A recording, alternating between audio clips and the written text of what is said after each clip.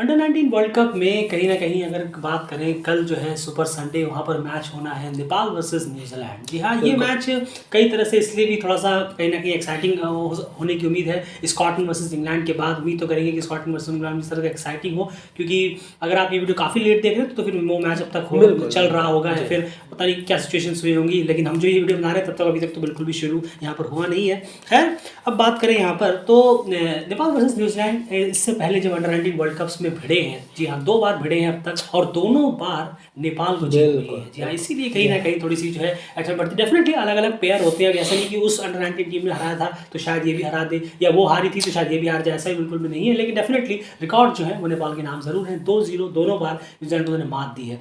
अब यहाँ पर बात सबसे पहले शुरुआत वेदर से ही करेंगे, क्योंकि वेदर ने वार्म अप मैचेस में तो बहुत खबर डाली, लेकिन फॉर्चुनेटली पहला जो डे रहा, जो यूएसए वर्सेस आयरलैंड वाला जो गेम था वेस्ट इंडीज साउथ अफ्रीका, वो बहुत ही बेहतरीन तरीके से हुआ। जी हाँ, काफ़ी धूप खिली हुई थी, और कल भी जी हाँ संडे की बात करें तो पूरी तरह से जो सनी वेदर रहने वाला है, कोई भी बारिश का कलर वहाँ पर हमें देखने को नहीं मिलेगा, कम से कम वेदर रिपोर्ट तो यही कह रही है। उसके बाद अब बात करते हैं एंड सबसे पहले सीधे कि एक वार्म अप मैच जो रहा वेस्ट इंडीज के खिलाफ, वो कहीं ना कहीं हम देख नहीं पाए, हो नहीं पाया, क्योंकि वो मैच हो ही नहीं पाया। सिर्फ 4-5 ओवर उस मैच के हो, 3.5 ओवर करीब उस मैच के हो पाए थे।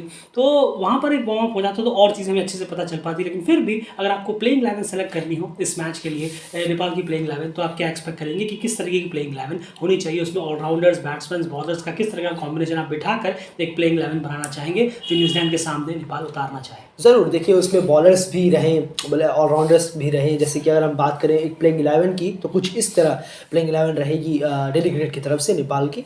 देव खनल ऑब्वियसली कप्तान है, अर्जुन कुमार, बिपिन रावल, आकाश त्रिपाठी और उत्तम मगर।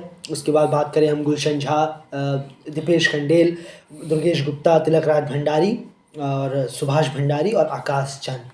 ये कहीं ना कहीं हमारी तरफ से प्लेइंग 11 है कल के मैच के लिए न्यूजीलैंड के खिलाफ, जो लगता है हमें कि शायद बेहतर रहेगी अपने पहले मैच के लिए नेपाल के लिए। बिल्कुल, एक चीज़ ज़रूर क्लियर है कि जिस तरीके की अभी तक हमने देखी है आयरलैंड वर्सेस यूएसए वाले मैच में भी, और West Indies versus south Africa वाले पहले मैच में भी, डेफिनेटली उससे एक चीज़ क्लियर नज़र आती है कि नेपाल की जो टीम है वो हेमंत धामी को बहुत ज़्यादा इस प्लेइंग 11 में मिस करने वाली है। सही कहा, बहुत ज़्यादा फायदा होता अगर हेमंत धामी इस स्क्वाड में, इस प्लेइंग 11 में हम होते, क्योंकि जिस तरह से हेल्प मिलती, क्योंकि उम्मीद भी थी हमें साउथ अफ्रीका में जो है थोड़ी सी और एक्स्ट्रा बाउंस हमें मिलती है, उसका फ़ायदा बेहतरीन तरीके से हेमंत धामी उठा पाते। लेकिन अनफॉर्चुनेटली वो इस टूर में नहीं, जो कि बहुत बड़ा डेंट है। पहले दिन के मैचेस को देखकर, बॉलिंग को देखकर आप देखिए आयरलैंड के जो मेरे ख्याल से रिले उन्होंने बेहतरीन बॉलिंग कराई थी जो पेसर थे। उसके बाद आर्य गर्ग यूएसए के, उन्होंने बेहतरीन बॉलिंग कराई। उसके बाद वेस्ट इंडीज के जिन्होंने फाइफर निकाला वो भी कहीं ना कहीं उन्होंने भी शानदार बोले। साउथ अफ्रीका के जो बॉलर थे, साउथ अफ्रीका के बॉलर ने फाइफर निकाला, उन्होंने भी बेहतरीन बॉलिंग कराई। तो पेसर्स ने काफ़ी बेहतर, उनको एक एक्स्ट्रा बाउंस मिल रहा था। तो हेमंत धामी की कमी डेफिनेटली इस प्लेइंग 11 में जरूर खलेगी, उनकी भरपाई करनी होगी,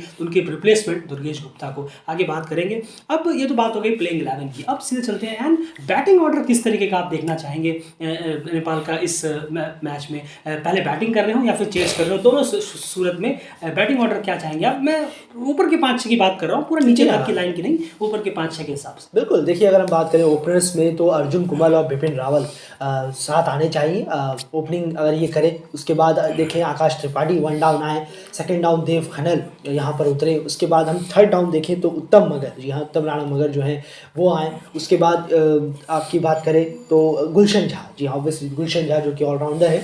और एक और डाउन अगर हम नीचे जाएँ तो दीपेश खंडेल, अगर हम यहाँ पर बात करें वो इस डाउन पर आए। तो 1 डाउन में आकाश त्रिपाठी, 2nd डाउन में देव खनल, 3rd डाउन में उत्तम मगर, 4th डाउन में गुलशन झा और 5th डाउन में दीपेश खंडेल। बिल्कुल, तो ये बात होगी डाउन ऑर्डर्स की। एंड मैं एक चीज़ आपसे पूछना चाहूँगा, क्या देव खनल को खुद को एक पायदान ऊपर लाना चाहिए 1 डाउन पर, या फिर नहीं आपको लगता है कि 2nd डाउन पर ही ठीक है? इस पर आप क्या कहेंगे? नहीं, अभी इतने कॉन्फिडेंस तो होंगे नहीं, क्योंकि रन्स नहीं आ रहे हैं। और इतने कॉन्फिडेंस में अगर आप जब नहीं हैं तो फिर भी आप अपने आप को ऊपर करेंगे तो और ज़्यादा डेंजरस होगा। कि जितनी ज़्यादा आप थोड़ा सा पुरानी बॉल हो जाए या थोड़ा सा पार्टनरशिप अगर आपको ऊपर से मिल जाए तो एक, क्योंकि अभी जी हाँ, मैं यही सोच रहा था। मैं अगला सवाल मेरा आपसे यही था कि अगर ओपनिंग पार्टनरशिप अच्छी मिल जाती है तो उस सूरत में क्या आप चाहेंगे देव ऊपर आए 1 डाउन में? नहीं, तो ओवर स्पीड डिपेंड करेगा, क्योंकि बल्लेबाजी तो खैर कर लेते हैं चाहे ओवर कितने ही बचे हो, लेकिन कम ओवर बचे होंगे तो फिर यहाँ पर अपने आप में कोई और बल्लेबाज आएगा नीचे से, तो ये ज़रूर है। लेकिन जहाँ हैं, जहाँ खेल रहे हैं अभी वही ठीक है। सेकंड थर्ड डाउन अगर आना चाहते हैं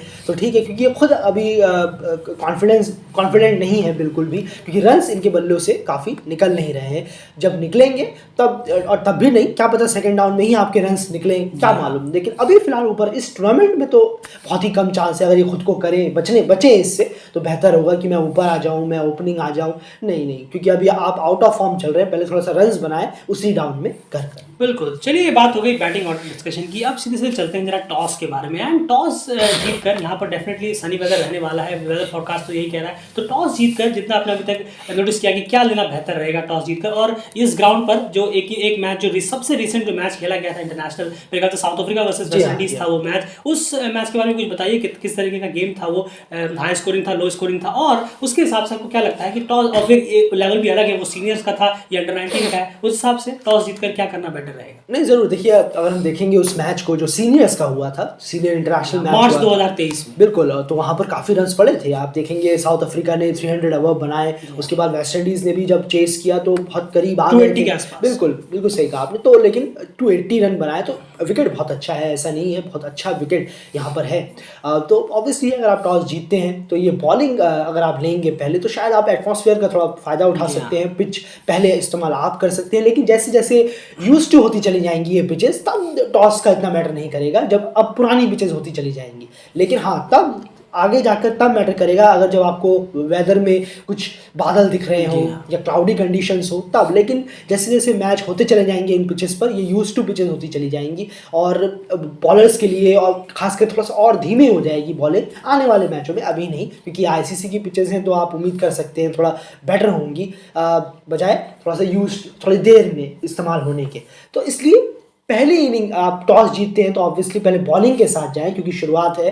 तो आप टॉस जीते, बॉलिंग लें, पहले पिच का इस्तेमाल करें। धूप निकलेगी तो पिच सूखेगा, थोड़ा सा खुलेगा, बैटिंग के लिए आसान बनेगी, और जब शाम होगी तब थोड़ा सा मुश्किल होगी बल्लेबाजी। यहाँ बिल्कुल सही कहा आपने। तो कहीं ना कहीं टॉस जीतकर पहले बॉलिंग लेना काफ़ी बेहतर रहेगा, ताकि आप उस मॉइस्चर का इस्तेमाल कर सकें। उस शुरुआत की जो फेस है, जो पेसर्स उसका अगर अच्छे से इस्तेमाल कर सकें, तो डेफिनेटली आप सामने वाली टीम पर डेंट मार सकते हैं। उस शुरुआत के 1 घंटे के लिए आपको कहीं ना कहीं टॉस जीतकर पहले बॉलिंग लेना बहुत बेहतर ऑप्शन रहेगा। बाकी एट द एंड कैप्टन के ऊपर होता है वो किस तरह से इस चीज़ को टैकल करते हैं। लेकिन हाँ, अगर सामने वाली टीम ने शुरुआत के 1 घंटे में अपने विकेट ज़्यादा नहीं खोए, तो डेफिनेटली आप कहीं ना कहीं आप पे वो डोमिनेट करते हुए नजर आ सकते हैं। इतना है तो स्कोर पहुंच ही जाएगा कि शायद आपके लिए चैलेंजिंग हो जाए। बाकी एट द एंड देखना पड़ेगा क्या कुछ होता है। अब बात करते हैं बॉलिंग रोटेशन की, बॉलिंग यूटिलाइजेशन की। अगर मैं आपसे पूछूं तो आपको क्या लगता है किस तरह से बॉलिंग यूनिट को यहाँ पर नेपाल के यूज़ करना चाहिए कैप्टन को, और किस किस तरह से आप देखना चाहेंगे? नहीं, ज़रूर देखिए, अगर हम देखें नई बॉल से गुलशन झा तो आते ही हैं, और उनके साथ आएंगे दुर्गेश गुप्ता, जो कि हमने देखा वार्म अप में उन्होंने नई बॉल संभाली। तो वही आएंगे दोनों साथ में, एक लेफ्ट आर्मर एक राइट आर्मर। तो ये दोनों अपनी 4-4 ओवर का स्पेल कराएं, और कोशिश करें कि इसमें विकेट गिरे। विकेट्स बहुत ज़रूरी हैं, लॉन्गर फॉर्मेट है ये, तो कोशिश करें कि शायद 2 विकेट कम से कम मिल जाएं पावर प्ले में। और अगर आपके 60-70 रन भी हो गए तो कम से कम 3 विकेट लें, और अगर 40-45 रन है तो कम से कम 2 विकेट वहाँ होने चाहिए। तो ज़रूरी है, क्योंकि ऊपर के बल्लेबाज अगर नई बॉल से चले गए तो बहुत फ़र्क पड़ेगा सामने वाली टीम को, कि वो लंबा स्कोर खड़ा नहीं कर पाएंगे इतनी जल्दी। अगर ऊपर के बल्लेबाज जल्दी से आउट कर देते हैं, 2 या 3 विकेट आप गिरा पाते हैं। क्योंकि न्यूजीलैंड के सामने वाले जो बल्लेबाज हैं, जैसे ओपनर हैं टॉम जॉन्स, 1 डाउन में स्नेहत रेड्डी, और 2nd डाउन में ऑस्कर जैक्सन जो कप्तान है, उन्होंने वार्म अप में अभी शतक भी लगाया था। और ईएपी क्वालिफायर्स में, खैर वहाँ छोटी टीमें थी, 450 रन भी बनाए थे न्यूजीलैंड ने। हम इसे नहीं नाप सकते कि ईएपी क्वालिफायर्स का is equal to ICC under 19 world cup, ये गलत होगा। ईएपी अपनी जगह में बहुत कमज़ोर टीमें थी वहाँ पर न्यूजीलैंड के मुकाबले, क्योंकि न्यूजीलैंड ईएपी खेला किसी और वजह से था, ना कि वो रीच नहीं कर पाए उसकी वजह से, क्योंकि पिछला वर्ल्ड कप वो खेले नहीं थे। तो माफ़ कीजिएगा, जी हाँ बिल्कुल। तो इसलिए न्यूजीलैंड के 3 बल्लेबाज हैं जो बहुत ज़्यादा बेहतरीन हैं, और खासकर वार्म अप में भी अभी ऑस्कर जैक्सन नज़र आए थे। तो फिर मेक श्योर करना होगा नई बॉल के बॉलर्स को कि या तो विकेट और विकेट ज़रूर निकालें, वरना थोड़ी मुश्किल खड़ी हो सकती है बाद के बॉलर्स के लिए। बाद के बॉलर जैसे दीपेश खंडेल, सुभाष भंडारी हैं या तिलक राज भंडारी हैं, जो कि ऑफ ब्रेक, लेग ब्रेक, और Dipesh Khandel left arm spinner हैं। तो इनको, ये तो हो गई पेसर्स की बात। अगर मान के चलिए 4-4 ओवर कराए, उसके बाद जो बॉलर अच्छा करा रहा होगा उसे 1 ओवर के लिए और कंटिन्यू करें, और साथ में आकाश चंद को ले आए। डायरेक्ट स्पिनर को उतारने की ज़रूरत नहीं है, शायद बैकफायर भी कर सकते हैं, लेकिन उसके बाद जैसे 12-13 ओवर हो जाएं, 14 ओवर, उसके बाद आप स्पिनर लेकर आए तो स्पिनर का रोल कुछ यूँ होगा कि स्पिनर्स ट्राई करें आगे खिलाने का, बल्लेबाज को फ्रंट फुट पर लेकर आए, डिफेंड करवाएं और शॉट खेलने के लिए मजबूर करें, ड्राइव शॉट खेलने के लिए। कल देखा था हमने वेस्ट इंडीज़ वाले के जो प्लेयर्स थे काफ़ी कोशिश कर रहे थे और विकेट्स मिले भी हैं वेस्ट इंडीज़ के बॉलर को साउथ अफ्रीका के अगेंस्ट। तो यहाँ पर ज़रूर है कि नेपाल के जो स्पिनर्स हैं उन्हें भी ट्राई करना होगा, एक टप्पा ढूंढना होगा जिससे वो बल्लेबाजों को आगे लाए। बैकफुट पे शायद आपको विकेट कम मिले, इतना टर्न है नहीं कि बैकफुट पे आपको विकेट मिल जाएगा। और अर्ली फेस है अभी इस टूर्नामेंट, बिल्कुल सही कहा, जैसे आपने कहा था कि धीरे धीरे अगर टर्न बढ़ेगा तो शायद हमें और ज़्यादा टर्न देखने को मिले। बिल्कुल सही कहा आपने। तो थोड़ा सा आप बैकफुट पे जाके सोचेंगे कि हम 2.5 मीटर का टर्न करा लेंगे तो शायद ये नहीं होगा। फ्रंट फुट पे आकर थोड़ा सा उन्हें डॉज करने की कोशिश करें तो बेहतर होगा। फील्डर लें, कवर का फील्डर, पॉइंट का फील्डर, मिड विकेट का फील्डर, एक स्लिप लगा के रखें जो कि प्रेशर बनाता है ये काफ़ी और इसमें विकेट्स गिरने की उम्मीद।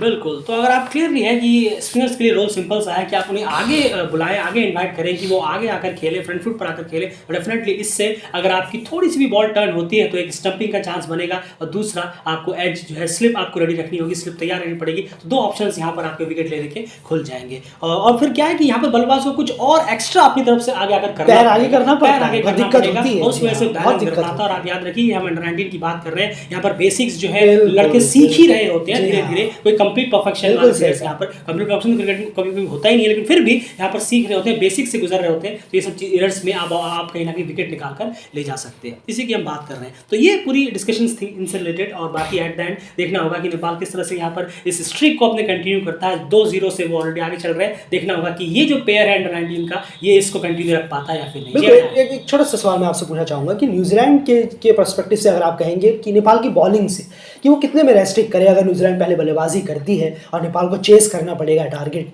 तो कितना आप चाहेंगे कि ये रोके नेपाल न्यूजीलैंड को, क्योंकि ज़्यादा टारगेट होना कितना चाहेंगे आप कि उतने में शायद कंफर्टेबल रहेगी नेपाल की टीम? बिल्कुल डेफिनेटली बात है 215 to 220। मैं यही कहीं ना कहीं कहूँगा कि अगर इस तक न्यूजीलैंड को रोकने में आप कामयाब रहे तो डेफिनेटली आप एक बेटर पोजीशन पे यहाँ पर अपने मैच को जो है कंप्लीट करते हुए नजर आएंगे। और यहाँ पर जो है आपके लिए चेज काफ़ी कंफर्टेबल रहेगा। अगर आप बेहतर कर पाते हैं, शुरुआत में ज़्यादा विकेट नहीं खोते, तो फिर आप एक बेहतरीन स्मूथ तरीके से इस चेज को कंप्लीट कर सकते हैं। बस यही है। और बाकी एट द एंड जो कुछ भी होगा आपको सारी एनालिसिस के थ्रू पता चलता रहेगा। कम्युनिटी आप लगातार चेक करते रहिए। अंडर 19 वर्ल्ड कप की कवरेज यहाँ लगातार जारी है।